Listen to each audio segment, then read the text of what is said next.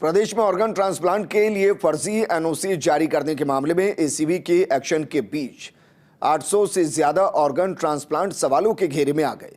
ACB इस सनसनीखेज मामले में अब तक 3 लोगों को गिरफ्तार कर चुकी है, जिनमें एसएमएस, ईएससीसी और फोर्टिस के अलावा अन्य अस्पतालों की भूमिका की पड़ताल चल रही है। इस पूरे मामले में सबसे बड़ा सवाल ये बना हुआ है कि एसएमएस अस्पताल में अप्रूवल कमेटी की बैठकें समय समय पर क्यों नहीं हुई। ये रिपोर्ट देखिए।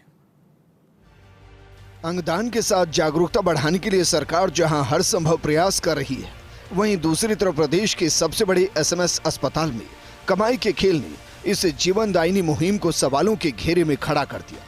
हालांकि एसएमएस अस्पताल प्रशासन की सूचना पर एसीबी ऑर्गन ट्रांसप्लांट के लिए फर्जी एनओसी मामले में 3 लोगों को दबोच चुकी है, लेकिन अभी भी प्रकरण में कई बड़े खुलासे होने की उम्मीद है। खुद एसीबी की जांच में सामने आया कि पिछले 3.5 सालों में 800 से 1000 ट्रांसप्लांट हुए हैं। इनमें कितने ट्रांसप्लांट फर्जी एनओसी के आधार पर हुए, एसीबी इसकी जांच कर रही है। ऑर्गन ट्रांसप्लांट एनओसी में फर्जीवाड़े ने उड़ाए जिम्मेदारों के फ्यूज। एसीबी की कार्रवाई के बाद उठे सवालों से बैकफुट पर एसएमएस प्रशासन। खुद की शिकायत पर ही कार्रवाई होने का तर्क देकर बचाव का प्रयास। लेकिन इस सनसनीखेज मामले में हर लेवल पर उठ रहे गंभीर सवाल यह है कि ऑर्गन ट्रांसप्लांट की आड़ में किस किस ने की काली कमाई। एसएमएस अस्पताल में अप्रूवल कमेटी की कई महीनों से क्यों बैठक नहीं हुई। अप्रूवल कमेटी के सदस्य इतने समय से क्यों बन रहे मामलों से अनजान। क्या निजी अस्पतालों में सिर्फ ट्रांसप्लांट कोऑर्डिनेटर की ही थी भूमिका। गौरव सिंह ने जो 75 फर्जी एनओसी जारी की, वो मरीज कौन है। इनमें से किस मरीज का किस जगह पर हुआ है ऑर्गन ट्रांसप्लांट। इन मरीजों को किसने ऑर्गन डोनेट किए, क्या वो सभी थे एथिकल, क्योंकि ऑर्गन सिर्फ मरीज का नजदीकी रिश्तेदार ही कर सकता है डोनेट।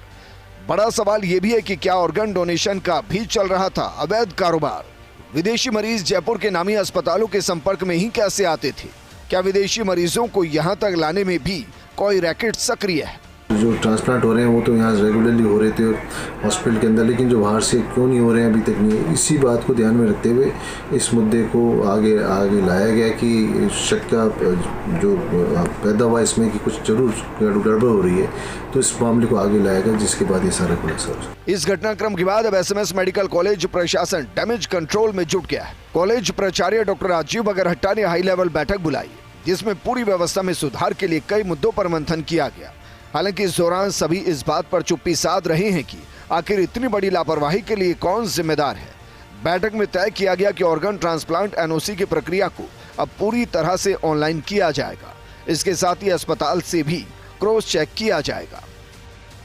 ऐसी घटनाओं की पुनरावृत्ति को रोकने के लिए और मरीजों की जो ट्रांसप्लांट की सुविधा है उसमें कोई बाधित ना हो, उसको क्रियान्वित करने के लिए आज एक मीटिंग की गई, जो सरकारी निर्देश भी की गई है। और उसमें हमने कई इश्यूज़ को डिस्कस किया, जैसे कि एक अच्छी एसओपी बन पाए और ये प्रोग्राम में अनवरत तरीके से चलता रहे, साथ ही मरीजों को नुकसान। जितने भी उनका एक्ट है इस तरह से ट्रांसप्लांट है, उसको विस्तार पूर्वक हम इसको अध्ययन करने रहे कि इसमें सभी बिंदुओं को हम कवर कर पाए अपनी मीटिंग में। और हम सप्ताह के एक दिन निश्चित किया है जिसमें हम हर वीकली उसको मीटिंग करें। अगर रिक्वेस्ट नहीं आती तो भी उसमें हम उसकी मीटिंग लें, जिससे कि हम ये जान सकें कि हर सप्ताह में कितने इस तरह के केस आ रहे हैं, और इस तरह के जो भी आ रहे हैं वो उस मीटिंग के सामने सदस्यों के सामने लाए गए। प्रदेश में अंगदान की जीवनदायिनी मुहिम को इस घटनाक्रम से बड़ा डैमेज हुआ है। हालांकि एसएमएस अस्पताल प्रशासन ने देरी से ही सही, लेकिन घटनाक्रम को दबाने के बजाय एसीबी को सौंपकर ये साफ कर दिया कि उच्च स्तर पर बैठे प्रबंधन की मंशा गलत नहीं। एसीबी ने भी युद्ध स्तर पर कार्रवाई कर भ्रष्टाचारियों पर शिकंजा कसा। लेकिन अब देखना यह होगा कि इस पूरे मामले में जांच की आंच कहां तक जाएगी। क्या प्रकरण में शामिल चेहरे भी बेनकाब होंगे।